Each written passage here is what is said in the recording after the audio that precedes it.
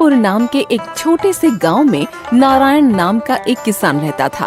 वो अपनी पत्नी गीता व 10 साल के बेटे के साथ अपना जीवन निर्वाह करता था। वो बहुत गरीब था। मजदूरी करके मात्र 2 वक्त का भोजन ही इकट्ठा कर पाता था। एक दिन नारायण की पत्नी गीता उससे बोली,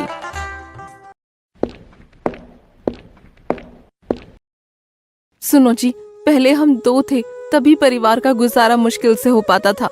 अब तो अमर भी बड़ा हो गया है, इसलिए मैंने एक बात सोची है। तुमने क्या बात सोची है गीता? आज से खेत खलिहानों में मैं भी मजदूरी करने जाया करूंगी। गीता, मैं तुम्हें कोई भी सुख नहीं दे पाया। अपना जीवन तुम्हें गरीबी में ही बिताना पड़ा। दुखी क्यों होते हो जी? सुख दुख तो जीवन में आते ही रहते हैं। और फिर हम एक गाड़ी के 2 पहिए ही तो हैं।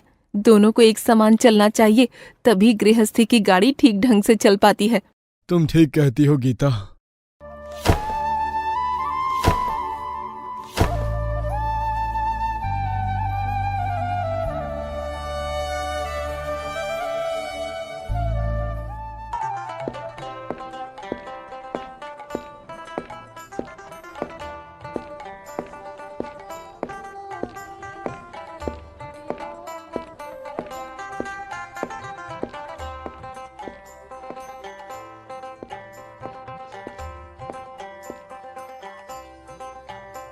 गीता और नारायण दोनों ही दूसरे के खेतों में मजदूरी करने लगे। वो खूब लगन से मेहनत करते, लेकिन फिर भी उनकी आमदनी में कोई बढ़ोतरी नहीं होती। 2 समय के भोजन के अलावा वो कुछ भी नहीं कमा पाते। धीरे धीरे अमर भी 12 साल का हो गया। एक दिन फिर से नारायण निराश मन से गीता से बोला, गीता, सर पूर्व जन्मों के पापों का फल है।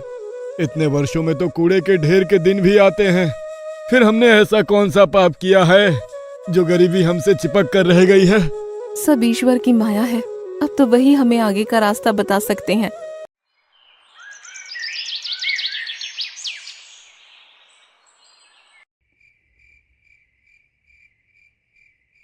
उसी रात नारायण के स्वप्न में देवी सरस्वती प्रकट हुई और कहने लगी, पुत्र नारायण, तेरा बेटा बड़ा हो गया है, इसे पढ़ाता क्यों नहीं? देवी सरस्वती, आप तो मेरी दशा से भली भांति अवगत होंगी। ऐसी कठिन परिस्थितियों में मैं कैसे अमर को पढ़ा सकता हूँ? कुछ भी करो बेटा, अपना पेट काटो, पर अमर को अवश्य पढ़ाओ। उसकी शिक्षा के उपरांत ही तुम्हारी गरीबी दूर होगी। ये कहकर देवी सरस्वती अंतर ध्यान हो गईं और अगली सुबह नारायण ने सारी बात अपनी पत्नी को बताते हुए कहा,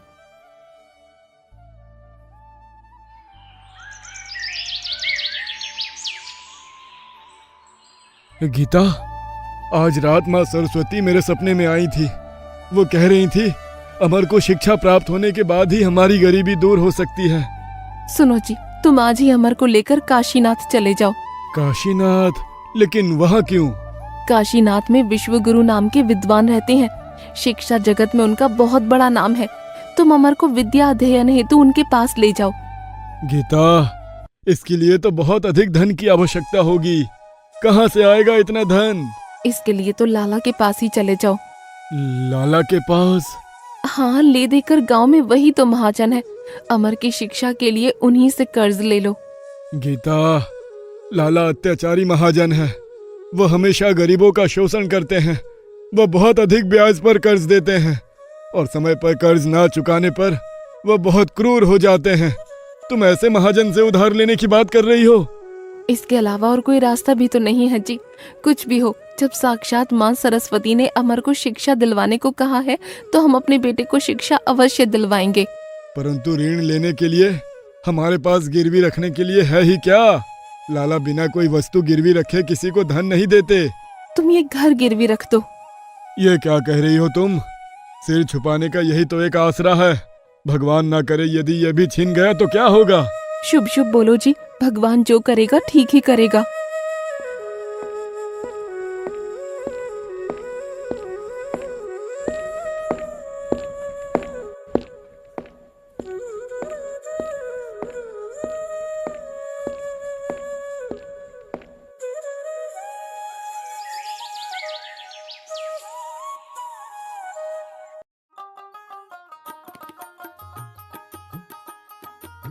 फिर उसी दिन नारायण लाला के घर जा पहुंचा और कहने लगा, राम राम लाला जी।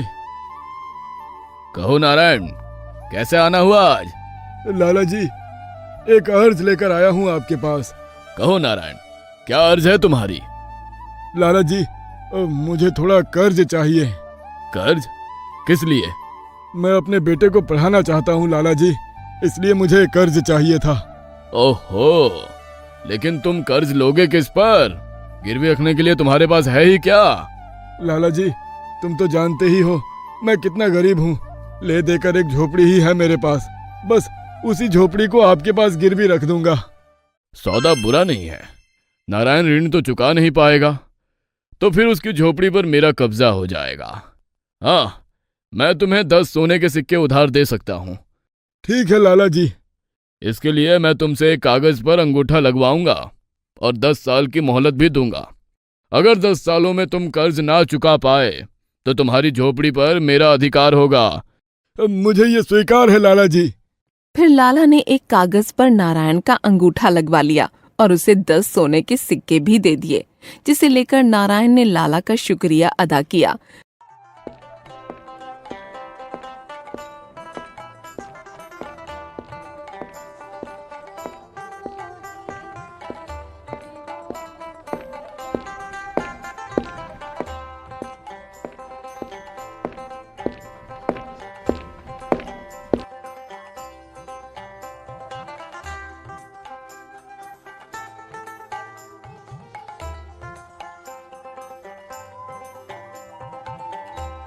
और अपने बेटे अमर को लेकर काशीनाथ के लिए निकल पड़ा।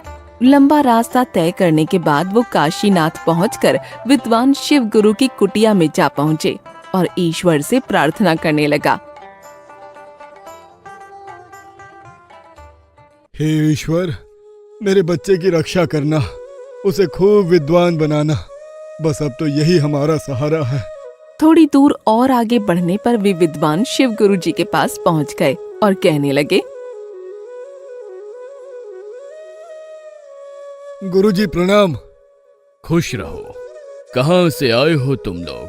गुरुजी, मैं सूर्यपुर नाम के एक छोटे से गांव से आया हूँ। मेरा नाम नारायण है और ये मेरा बेटा अमर है। मैं अपने बेटे को आपसे शिक्षा दिलवाना चाहता हूँ, इसी उद्देश्य से आपके पास आया हूँ गुरुजी। अपने 10 सोने के सिक्कों की पोटली को गुरुजी के सामने रखा और पुनः कहने लगा, इसे स्वीकार कीजिए गुरुजी। क्या है इस थैली में? इसमें 10 सोने के सिक्के हैं गुरुजी। जैसे तैसे इसका प्रबंध कर पाया हूँ, आपको इससे अधिक धन नहीं दे पाऊंगा गुरुजी। मैं बहुत गरीब हूँ, मेरे बेटे को शिक्षा प्रदान करने से मत मना करना। बड़ा भोला व्यक्ति लगता है ये, इसे निराश करना ठीक नहीं है। शांत हो जाओ बेटा, मैं तुम्हारे बेटे को अवश्य पढ़ाऊंगा। वो शिक्षा ग्रहण करने के लिए 10 वर्षों तक आश्रम में ही रहेगा, तभी उसकी शिक्षा पूर्ण हो पाएगी। ठीक है गुरुजी। नारायण ने अपने बेटे अमर को गुरुजी के पास ही छोड़ दिया और वो वापस अपने घर लौट आया। गुरुजी ने अमर को शिक्षा प्रदान करना आरंभ कर दिया। धीरे धीरे 10 वर्ष बीत गए और अब अमर भी बड़ा हो गया। एक दिन गुरुजी ने अमर को अपने पास बुलाकर कहा,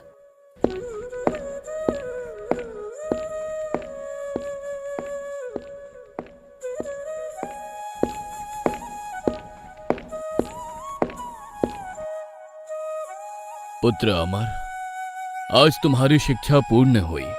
तुम हमारे शिष्यों में सबसे मेधावी छात्र हो, इस पर मुझे हमेशा गर्व रहेगा। गुरुदेव, सब आपकी कृपा का फल है, वरना मैं किसी योग्य था। बेटा, अब तुम अपने माता पिता के पास लौट जाओ। तुम्हारी प्रतीक्षा में वो ना जाने कब से बाट जो रहे होंगे। कैसे होंगे मेरे माता पिता? ना जाने वे कब से मेरा इंतजार कर रहे होंगे।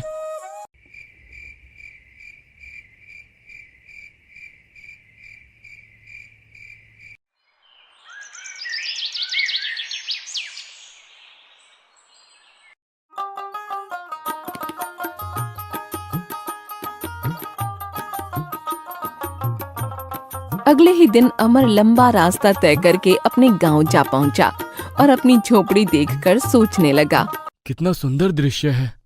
कितना समय हो गया जब मैं यहाँ से गया था।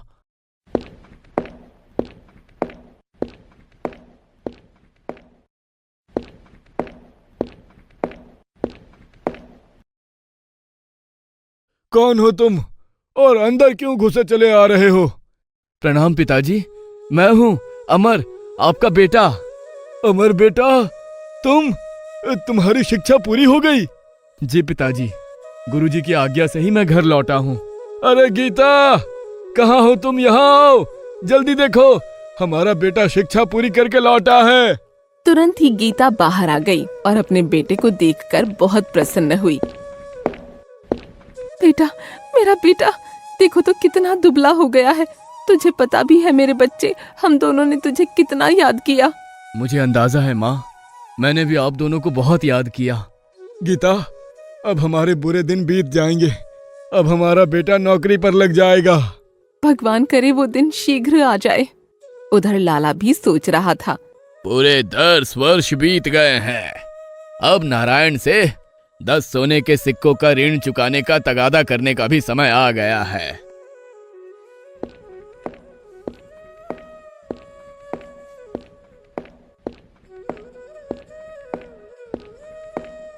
वो तुरंत ही नारायण की झोपड़ी की ओर चल दिया।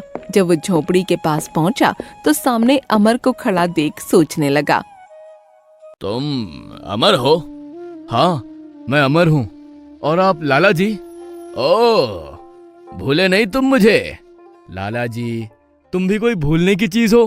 कहो, कैसे आना हुआ आपका? तुम्हारे माता पिता कहाँ है? अमर ने लाला की बात का कोई जवाब नहीं दिया तो लाला का पारा चढ़ गया। वो तुनक कर बोला, बताते क्यों नहीं? तुम्हारे माता पिता कहाँ है?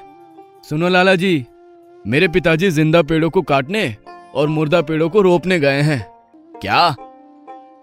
हाँ लाला जी, और मेरी माँ हवा बेचने और चांदी खरीदने गई है। लगता है ये अमर आवश्यकता से अधिक पड़ आया है, तभी ऐसी बातों से मुझे मूर्ख बना रहा है। अमर को धमकाते हुए वह बोला, ये कैसी ऊटपटांग बातें कर रहे हो? मैंने जो पूछा है उसका ठीक ठीक उत्तर दो। मैंने बताया तो लाला जी। सुनो, तुम्हारे पिताजी ने 10 वर्ष पहले ये झोपड़ी गिरवी रखकर मुझसे 10 सोने के सिक्के उधार लिए थे। क्या? क्या लाला जी, सचमुच? हाँ, नारायण ने 10 वर्ष बीतने पर भी वह सोने के सिक्के मुझे वापस नहीं लौटाए हैं। आज मैं अपने सिक्के लेने आया हूँ। तुम सच सच बता दो कि तुम्हारे माता पिता कहाँ है, नहीं तो क्या करोगे लाला? लड़का बड़ा चालबाज है, इससे चालाकी से काम लेना होगा। तो उधार दिए सिक्के वापस नहीं मांगूंगा। यानी कि आप कर्ज माफ कर दोगे? हाँ हाँ, माफ कर दूंगा।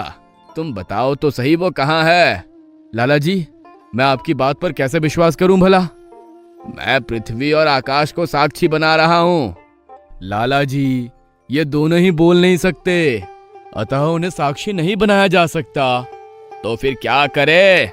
अगर आप किसी जीवित प्राणी को साक्षी बनाए तो मैं मान लूंगा। ये बित्ता भर का छोकरा तो हाथ ही नहीं जमने दे रहा है, पर मैं भी कोई कम नहीं हूं। तभी लाला की नजर झोपड़ी पर बैठी तितली पर पड़ी। वो कहने लगा,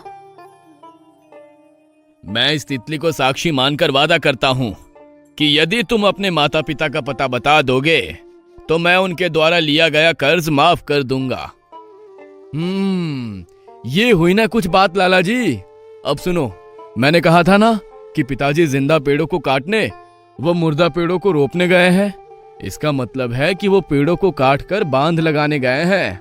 ओह, तो ये मतलब था तुम्हारा। तुम सचमुच बुद्धिमान हो अमर। अच्छा, अब मैं चलता हूँ।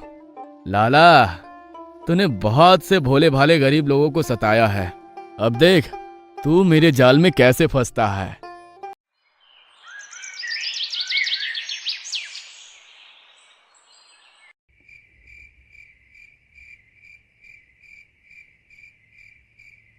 जब शाम हुई और नारायण घर लौटा तो अमर ने सारी बात अपने पिता को बताई। पिताजी, लाला आया था। ओह, अब क्या होगा? पिताजी, आप घबराओ नहीं, मैं आ गया हूँ। उस जमाखोर लाला से मैं निपट लूंगा। तुम? लेकिन कैसे बेटा? लाला बहुत चालाक है।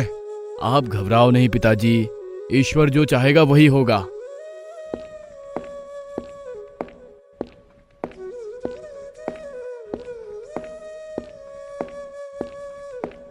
अगले दिन लाला फिर से नारायण के घर आ धमका। उस दिन फिर अमर घर पर अकेला ही था। लाला जी, आज कैसे आना हुआ? अपना उधार मांगने आया हूँ। कहाँ है तुम्हारे माता पिता? लाला जी, तुम किस उधार की बात कर रहे हो जो कल तुमने माफ कर दिया था? माफ किया था? तुम झूठ बोल रहे हो। कल ही तो आपने कर्ज माफ करने की बात कही थी। मैं महाराज के दरबार में शिकायत लेकर जाऊंगा। हाँ। उसी दिन लाला दरबार में पहुंच गया और महाराज से कहने लगा, महाराज की जय हो, मेरा न्याय कीजिए महाराज। अरे लाला, तुम? भला तुम्हें कौन परेशान कर सकता है? महाराज, गांव के ही नारायण ने मुझसे 10 वर्ष पूर्व 10 सोने के सिक्के लिए थे, लेकिन अब मांगने पर उसका धूर्त बेटा उल्टा बोलता है। मंत्री जी, तुरंत नारायण और उसके बेटे को महल में बुलाया जाए। महाराज के आदेश पर तुरंत नारायण और अमर को बुलाया गया तो महाराज ने नारायण से प्रश्न किया।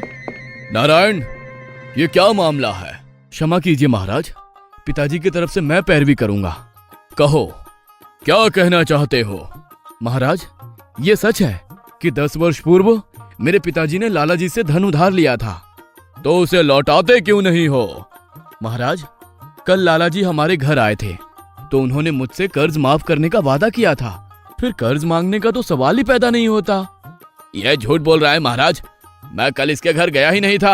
अमर, क्या अपनी बात सिद्ध करने के लिए तुम्हारे पास कोई प्रमाण है? तब अमर ने कल का सारा किस्सा महाराज को सुनाया तो उन्होंने कहा, ओ, तो एक तितली है तुम्हारी गवाह? जी महाराज, वो तितली ही एकमात्र गवाह है। अमर, यह दरबार है, किसी नाटक का दृश्य नहीं जो तुम मनगढ़ंत कहानी बताओगे। मैं सच कह रहा हूं महाराज, कल लाला जी ने अपनी नाक पर बैठी तितली को गवाह बनाया था। यह झूठ बोल रहा है महाराज, कल जब मैं इसके घर गया था तो तितली झोपड़ी पर बैठी थी। अरे ये मैंने क्या कह दिया, अपने ही खिलाफ गवाही दे दी। लाला, अब तो तू मेरे शब्द जाल में फंसी गया। लाला, इस बात से यह सिद्ध होता है कि अमर सच और तुम झूठ बोल रहे हो। अब नारायण तुम्हें 1 भी रुपए कर्ज नहीं चुकाएगा। मुझे माफ कर दीजिए हुजूर, जो मैंने आपसे झूठ बोला। लाला, तुम अपना धंधा चलाओ, लेकिन ईमानदारी से। दोबारा झूठ और फरेब से काम किया तो तुम्हें बंदी गृह में डलवा दूंगा। जी महाराज, दोबारा ऐसी गलती नहीं होगी। दरबार समाप्त होने पर सभी अपने अपने घर जाने लगे तो महाराज ने अमर को रोक कर कहा, अमर, मैं तुमसे बहुत प्रसन्न हूँ। तुम्हारी सूझबूझ ने तुम्हें कर्ज चुकाने से बचा लिया। क्या तुम मेरी एक बात मानोगे? अवश्य महाराज, आप बस आदेश दीजिए। मैं जानता हूँ तुम शिक्षा ग्रहण करके आए हो और बहुत बुद्धिमान हो। तुम्हारी जगह तो मठों में विद्वान की है, किंतु मैं चाहता हूँ कि तुम राज दरबार में रहकर न्याय मंत्री का पद संभालो। क्या तुम्हें यह मंजूर है? अवश्य महाराज, ये तो मेरे लिए सौभाग्य की बात होगी। राजसराय में तुम्हारे रहने व खाने पीने की व्यवस्था कर दी जाएगी। तुम कल से ही दरबार में शामिल हो सकते हो। जैसी आपकी आज्ञा महाराज। इस तरह अमर की सूझबूझ ने अमर और उसके परिवार की परिस्थितियों को बदल दिया।